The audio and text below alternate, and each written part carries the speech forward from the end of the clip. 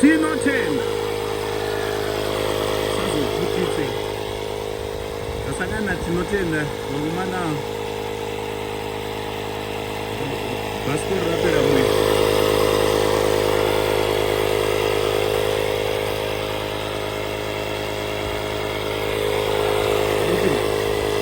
Rupin.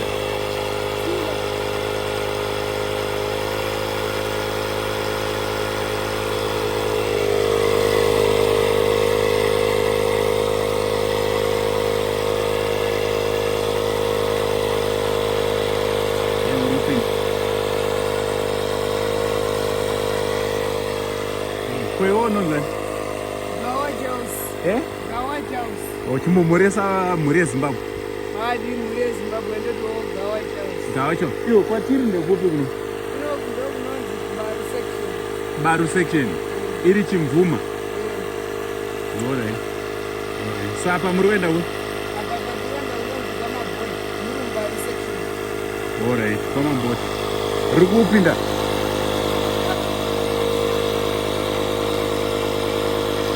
Uri kupinda?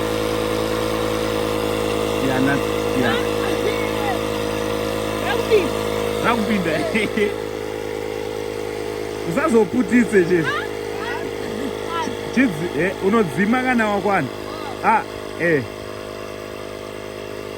Kana wakwana chete unodzima. Zvaita bo.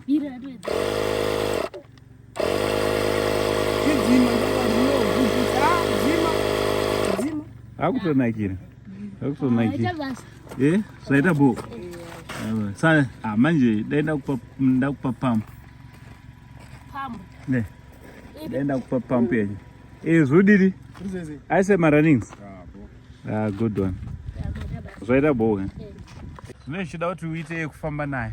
So nhasi ndiri kunoku kunonzi kuchi? Kunonzi?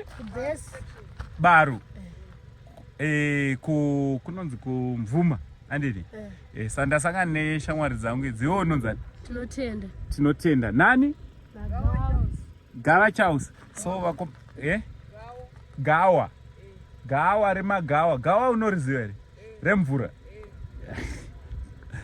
Mwaizvaira kuti rinonzi gawa nderipi? Gawa. Kwete gava. Gawa. Gawa remvura nderiya ratonomwisira mombe mvura riya. Kana mbudzi. Panenge pane mvura isina kunyanyowani. Alright, hairi bo. Rega ndinoda kumbosvika pabhesi apa ndiri. Ndiri mukati chaimo. Vakomana mabhasikoro ravo ranga rapera mweya saka raane mweya maya. Samufamba bowa ndiri. Timborirova timboona kuti raita sei.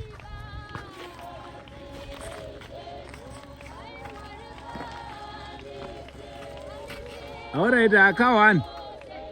Sharp. Mafesa angu.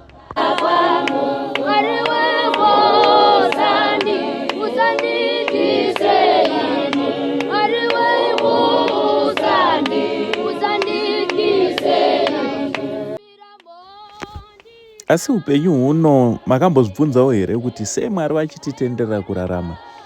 Wakambozvibvunzawo here kuti iye zvino watova nemakore akawanda, umwe watova ne35 years, umwe watova ne60 years, umwe kutaura kunoku ari kutocelebrata birthday rake rechi19, umwe wachicelebrata rechi27, maringe nekuchengetwa kwaitwa naMwari.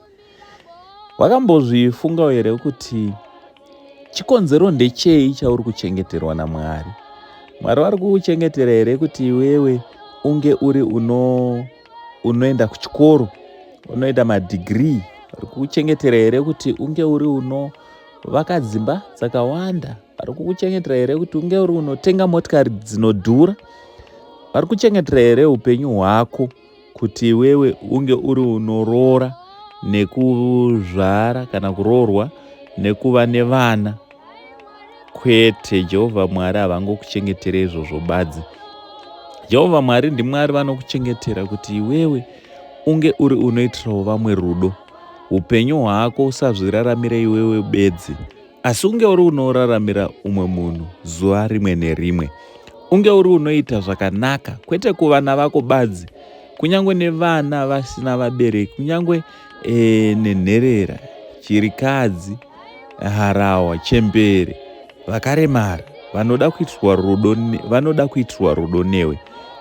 Kunyange nevana vedu, kana kune legacy yatinogona kuvasiyira, dzimba dzinoparara, makambani mazhinji akavharwa mushure mekunge tafa, asi tikadzidzisa vana vedu kuitira rudo kune vana vasina vabereki, tikadzidzisa vana vedu kuitira rudo kuna vose, inhaka inogara rini narini, nekuti nhaka imwe chete iyoyo vacharamba vachiisira kuvana vavo, kureva kuti vazukuru vako vacharamba vachingoita zvimwe chete izvozvo.